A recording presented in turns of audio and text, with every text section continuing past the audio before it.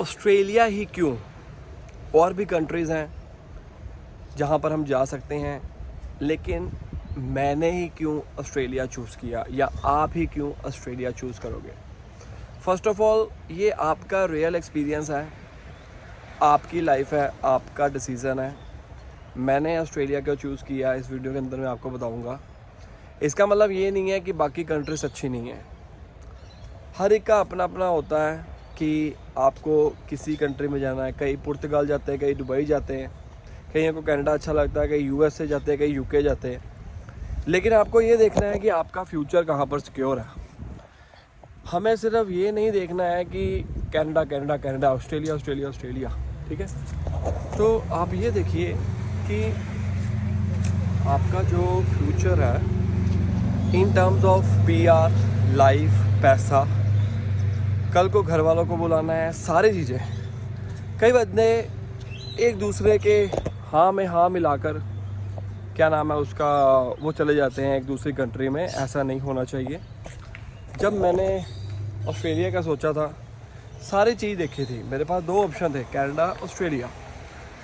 सबसे बड़ा reason Australia आने का ये था कि ये स्किल्ड वीज़ा मैंने जब लगाया, वो डायरेक्ट पीआर होती है स्किल्ड वीज़ा की। तो हमने सोच लिया था कि हमने अगर जाना है किसी भी कंट्री में तो पीआर लेकर जाना है या पीआर लगाकर जाना है, क्योंकि एज भी बहुत मायने रखती है।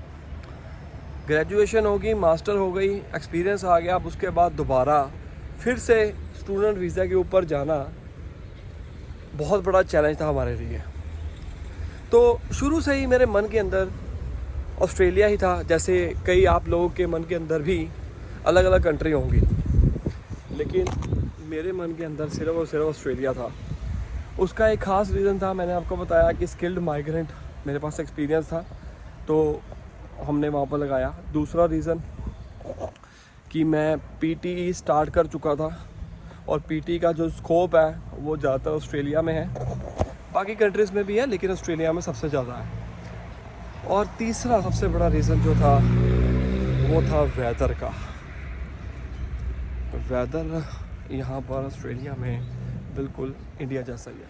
आज का वेदर भी आप देख सकते हो खुद, ये चेक करो कितना अच्छा वेदर है। धूप निकली हुई है, शाम को बारिश दिखा रहा है, बादल भी है। और तीसरी बात, यहाँ पर पे रेट भी ज़्यादा लगा मुझे as compare to other countries, और पीआर का स्कोप भी है। मुझे अक्सर लोग पूछते हैं कि यहाँ पर पीआर मुश्किल तो नहीं है, कनाडा क्यों चूज़ नहीं किया आपने, ऑस्ट्रेलिया को चूज़ किया। आपकी अपनी लाइफ है, अपने डिसीज़न है, सारी चीज़ें आप ज़रूर देखो। सिर्फ ये मत देखो कि मुझे बाहर जाना है, बाहर जाना है। जाने को तो आप उस कंट्री में भी जा सकते हो जहाँ पर पैसा बहुत है, ठीक है, लेकिन इन फ्यूचर में जाके आपको अगर पीआर ना मिली, उसका फ़ायदा क्या?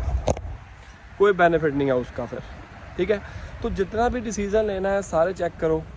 अब आप सोचोगे कनाडा में तो इजी पीआर मिल जाती है, ठीक है। मैं वही आपसे कह रहा हूँ कि आपने सारे फैक्टर को चेक करना है, सिर्फ एक फैक्टर को चेक नहीं करना है। पे रेट क्या चल रहा है, वहाँ पर पीआर लेने के बाद भी हमारे को बेनिफिट होगा कि नहीं होगा।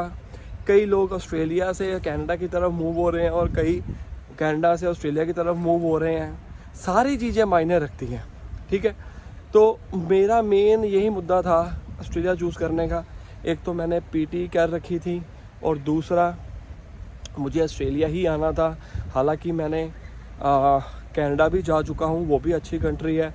कनाडा में बर्फ़ बहुत है, कुछ महीने तक काम बंद भी हो जाता है, लेकिन यहाँ पर काम नहीं बंद होता क्योंकि यहाँ पर इतना मौसम ख़राब नहीं होता। ये एडिलेड सिटी है, काफ़ी बार मैं आ चुका हूँ, ठीक है। तो वेदर चेक करिए,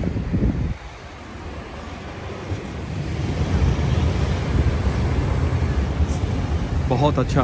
आप डिसाइड करिए कि आपको कौन सी कंट्री में जाना है, ठीक है।